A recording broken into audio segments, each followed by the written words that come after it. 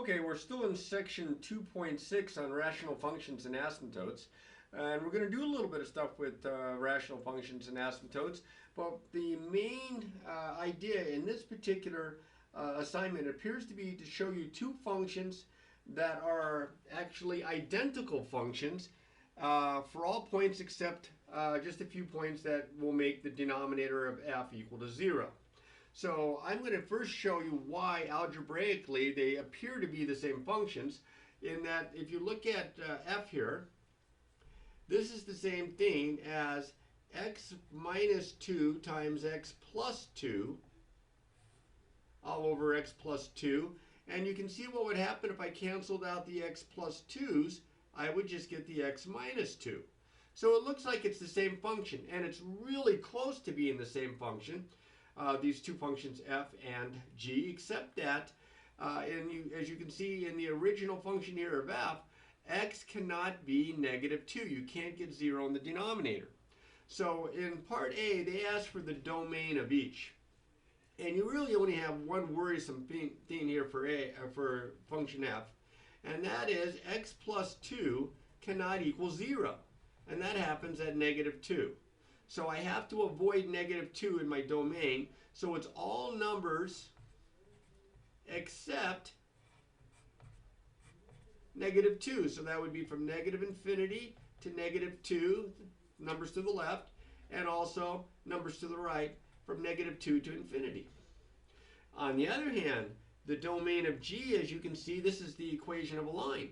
There is no limitation here. There are no values that you cannot plug in for x. So the domain would be all real numbers. And right away you can see that these two functions have something that is not in common, as they are missing, at least this guy has one extra value here in the domain that this guy is missing, and that's negative 2. So they're not the same functions, but they're really close. And that's what makes this kind of interesting.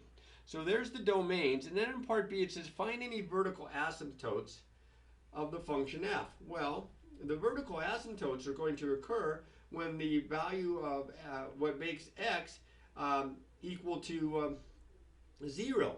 And if you plug negative 2 in, you would get 0 in the denominator, but you would also get 0 in the numerator. If you plug a negative 2 in there, or if you plug it in here, here, and here, you will get 0 over 0, which is indeterminate. So in this case, we don't have any vertical asymptotes. There are no vertical asymptotes. You say, yes, there is. Negative 2x equals negative 2. No, what happens is you don't have a vertical asymptote. You have a hole in the graph when x equals negative 2. Now, they didn't ask for that, but they just asked for the vertical asymptotes. And in this case, even though it looks like you have one, since it makes negative 2 makes both the numerator and the denominator 0, there is no vertical asymptote there. There's like a hole in your graph. And I'm going to show you that here in just a second. Now, in part C, they want you to complete the table. So you have this table.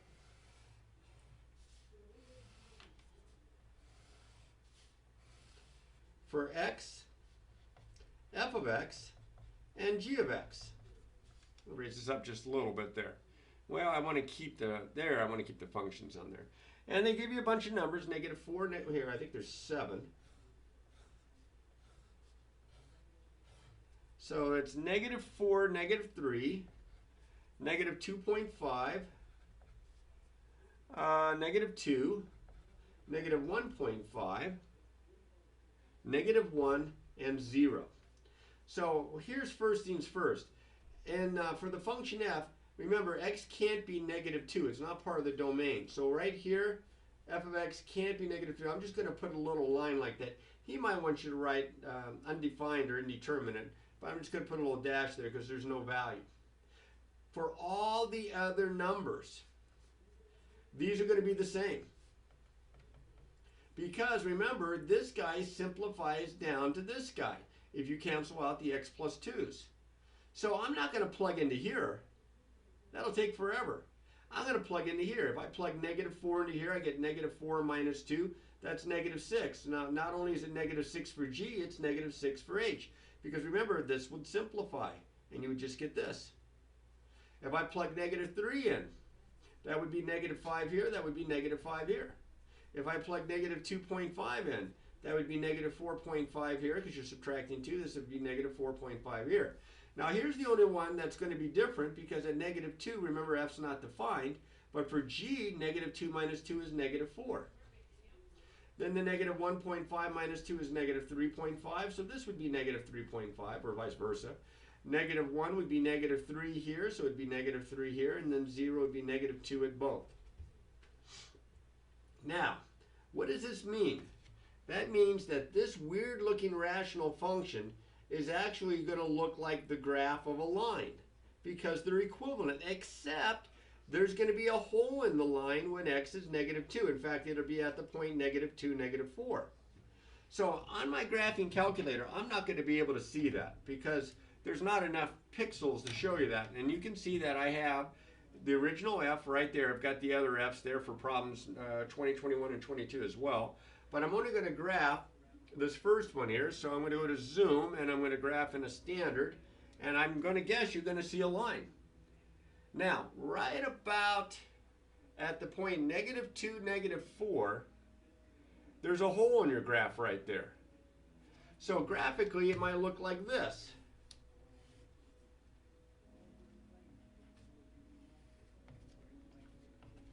If you can see that, okay. You would have a hole in the graph for this one. This would be on an entire line. It wouldn't have the hole in the graph. It has slope 1, y-intercept down here at negative 2. 0, negative 2.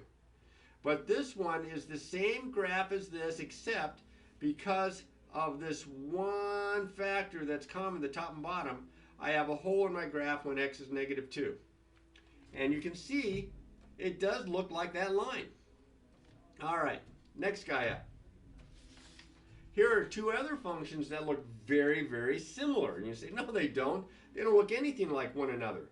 Well, actually, they do. So if I was to take this, the function f here, let me move this up just a little bit so you can see it. And if I was to, now the numerator is already factored, but if I was to factor the denominator, it has a GCF of x.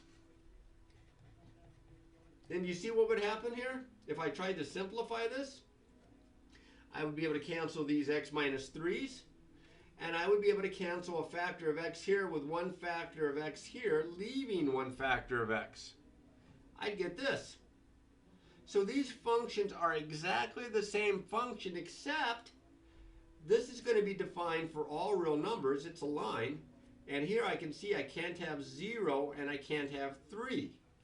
So remember, to find the domain of f, you take the denominator, set it equal to 0, factor, solve, I get x equals 3. Those are the two values that I cannot have in my denominator. I can't have 0 and I can't have 3. Because not only does it make my denominator 0, it actually makes my numerator 0 as well. So for part A, my domain for f would be all the numbers except for 0 and 3. Picture that.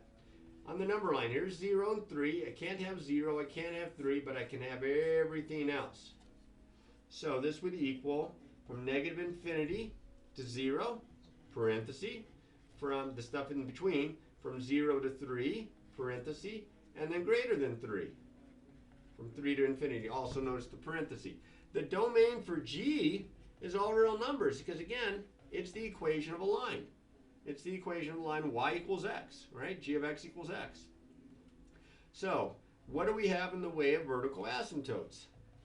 Well, it looks like we might have two vertical asymptotes, 0, x equals 0, and x equals 3. But again, these are not vertical asymptotes because not only do those values make the denominator 0, they make the numerator 0. So I'm going to have two holes in my graph. I'm going to have a hole in my graph when x is 0. I'm going to have a hole in my graph when x is 3. Now we know what this line looks like. This is the line with slope 1 that goes through the origin because the y-intercept is 0, 0. Well, if I was to try to sketch this, somebody's playing some music loud behind me. It was a little bit more lively music. This would be the line that would be like a diagonal, like this. But because of these two restrictions, I would have a hole here at 0, 0, and I would have a hole here at 3, 3. So the graph of this guy looks like this guy. it has the, I don't know if you can see that very well, it has the two holes in the graph. Now, you're not going to see that on your calculator, and I doubt if you'd even see it on Desmos, even though they have a lot more ability to kind of show this stuff than the TI-83 does. But that's okay. No vertical asymptotes. Two holes in the graph. Hole in the graph at x equals 0 and at x equals 3. Holes, I guess I should say, in the graph. Now for part C, we can do a table again. Now again, look at, we have a big advantage here because the two functions that we have to plug these x values in, they're essentially the same function except at 0 and 3. So I don't have to plug it into this messy looking guy here. I can plug it into him. That's easy. Plug in x for x, you just get that number. That's about as easy as you could hope for. This is the identity function. So what numbers are we plugging in? We're plugging in 1, 2, 3, 4, 5, 6, 7. And we are plugging in -1, 0, 1, 2, 3, 3.5, and 4. This is if I was going to do a graph, I would probably be plugging some of these numbers in so that I could get an idea what my graph looked like. But I'm pretty sure I know what my graph already looks like because these two functions are equivalent except that x cannot be 0 or 3 in this one. So it can't be 0 and it can't be 3. It can be all the other numbers. Now look, g of x is x, so this is -1, 0, 1, 2, 3, 3.5, and 4. And these are going to be the same as these because they're equivalent functions. Remember how you just get x if you simplify? Oh, you see how you just get x when you simplify? Right there? Sorry, I was pointing to stuff and you couldn't even see it on the screen. So this is going to be -1, this is going to be 1, this is going to be 2, this is going to be 3.5, and this is going to be 4. If you do not believe me, take one of these numbers. Take 1, that's an easy one. Plug 1 in. Plug 1 in and do all the arithmetic. 1 squared times 1 minus 3, that's 1 times -2, it's -2 on top. 1 minus 3 on the bottom is -2. -2 over -2 is 1. Bullseye, it's 1. So you can plug them in the long way if you want to, but take advantage of this. That's what your instructor is trying to kind of get you used to. And this is kind of important stuff later on when you're doing some limits and things of other limits of functions. All right, so we're going to skip on over to the next problem. 21. Oh, by the way, this guy again. I have him on my calculator. Let's go to y equals here. It's the second one. Oh, you can't see that, can you? There we go. So let me first get rid of the first one. And then I'll come down to the second one here, and I'll enter that. And I'll graph this. Now, I told you what I think it looks like. I think it looks like a line that goes right through the origin with slope 1. And you say, well, that's pretty complicated. Here, let's see. Let's graph. Yep. Now, you can't see it because there's not enough pixels, but there's a hole there and there's a hole here at 3, 3. Just like my diagram here. All right, now we're ready to go on. More of the same, except this time you'll see that the second equation is not a line. This is the parent function. This is the reciprocal function. This is a hyperbola. But again, look what happens. Look at 21. I can simplify 21 by factoring GCF in the denominator of x. Excuse me. Do you see what would happen? The x minus 3's would cancel. If I simplified, I'd have 1 over x. 1 over... you can't see that. Okay, I took the GCF of x out. I canceled the x minus 3's, and I would have 1 over x, the same as this. So this graph is the same as this graph. But there's an exception. This graph is not defined at 3 because 3 makes both the numerator and the denominator 0. So in this case, what you have here is you have this graph with a hole in the graph at 3 when x is 3. But there is a vertical asymptote because this would simplify to 1 over x. So I do have a vertical asymptote. Oh, actually, they want the domain first. The domain of f would be everything if I took my denominator, set it equal to 0 and solved, I've already factored it once, I'll factor it again. I get 0 and 3. Here's 0, here's 3. Not 0, not 3, everything else. All the stuff between and on the ends. So from negative infinity to 0, from 0 to 3, and from 3 to infinity. That's the domain for f. Now in G, notice that x cannot be 0.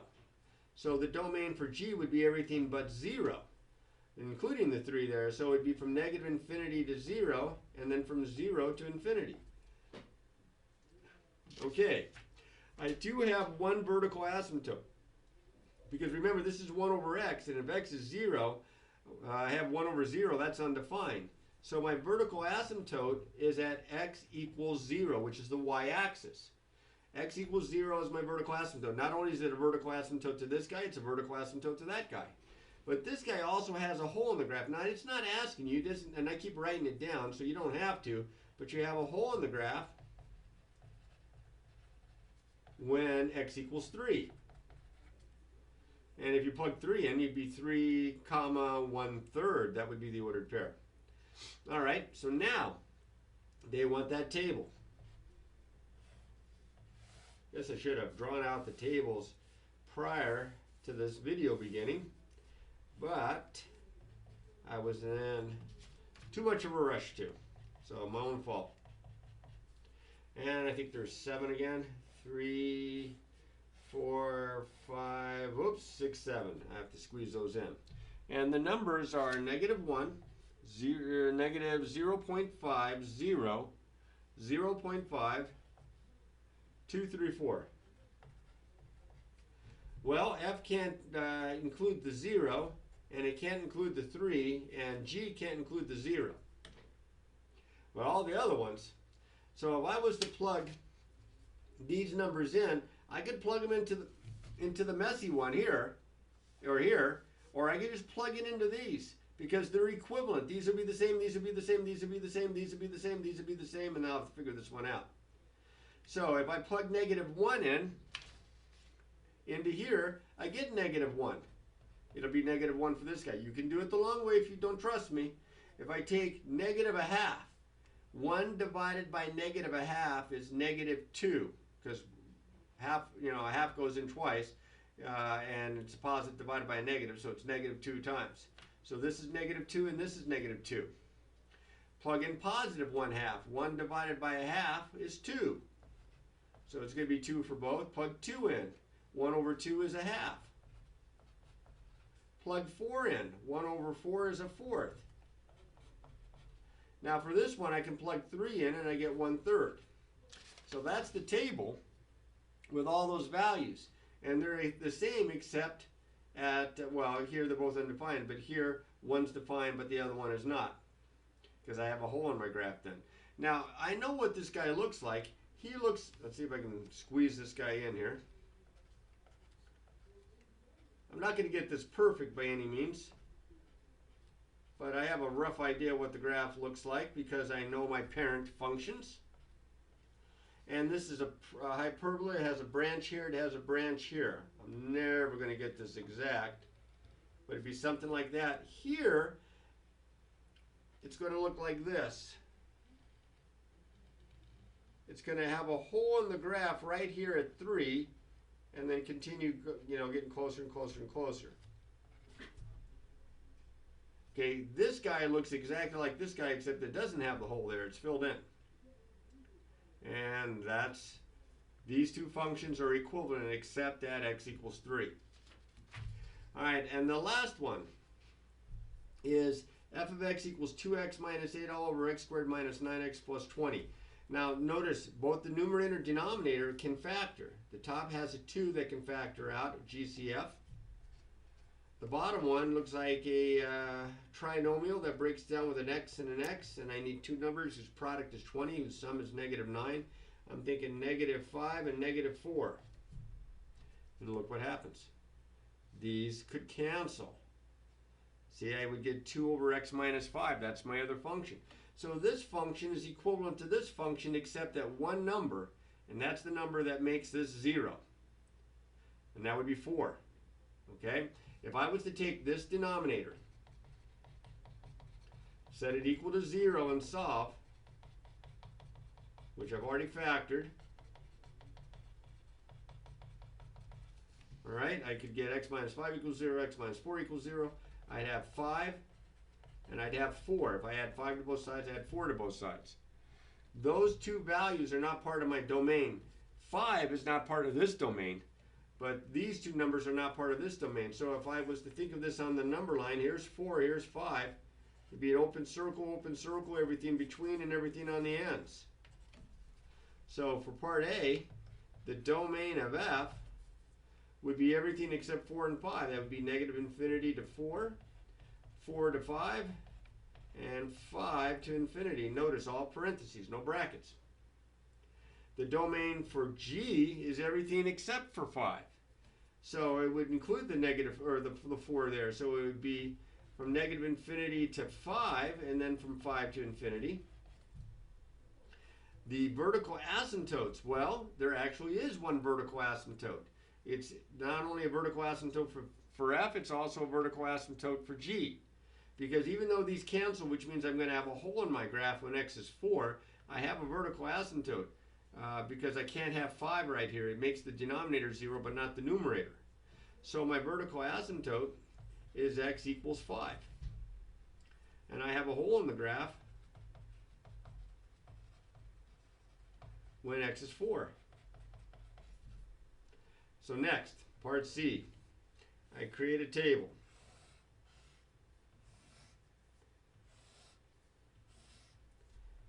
I'm sure you're getting tired of these tables.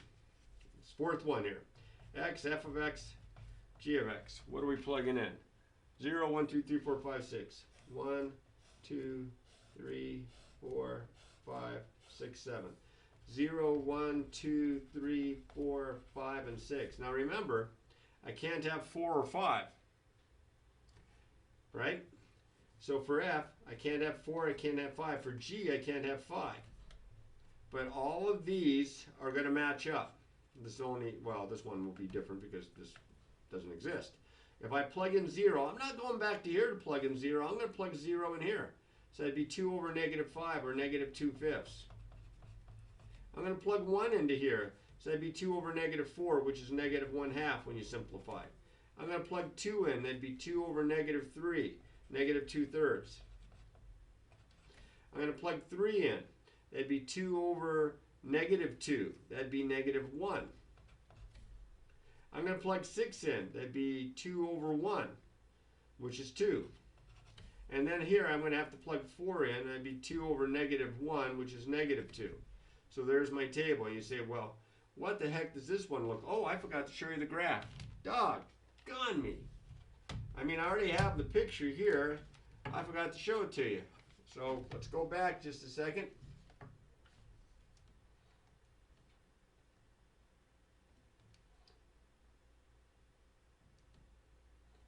Here, let's get rid of this one so that we want a graph. Let's see what this one turns out to look like. Can you see that? This was the third one. This is problem 21. See? There's that guy. There it is, except that there'd be a hole in the graph right there at x equal 3. Can't just see it because of the, like I say, because of the number of pixels. If I go back to this guy, let me get rid of him.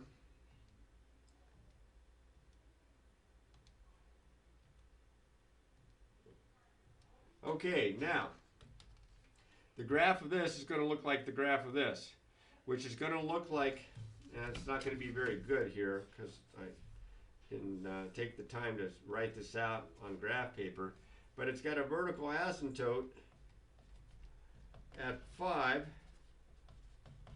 and that 2 here is going to kind of stretch it. So it's going to probably look something, this is going to be super rough. It's going to probably look something like this. But I'm going to have a hole in the graph when x is 4. Let's see.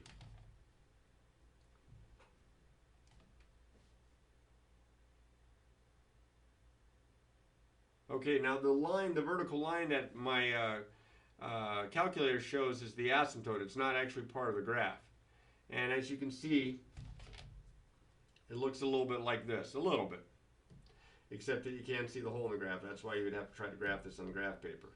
All right, so the essence of this lesson is to show you two functions that are equivalent for all elements of its domain except for those values that make both the numerator and the denominator 0 in the first function. And so when you go to simplify an expression like that, you have to keep in mind you can't just start canceling out terms like I did here. I just can't cancel out the x minus, wherever it was. Where's my x minus 3? Heavens to Murgatroyd, I can't just cancel out x minus 3's here and get 1 over x, because then I lose part of the idea of the graph that x can't be 3, that there's a hole in the graph when x is 3. All right, that's the whole lesson there. That's a good thing that he spent some time on it. I don't know if you needed to have just a single assignment from there on those 4 problems, but it gives you time to really think about them and make sure that you practice, practice, practice.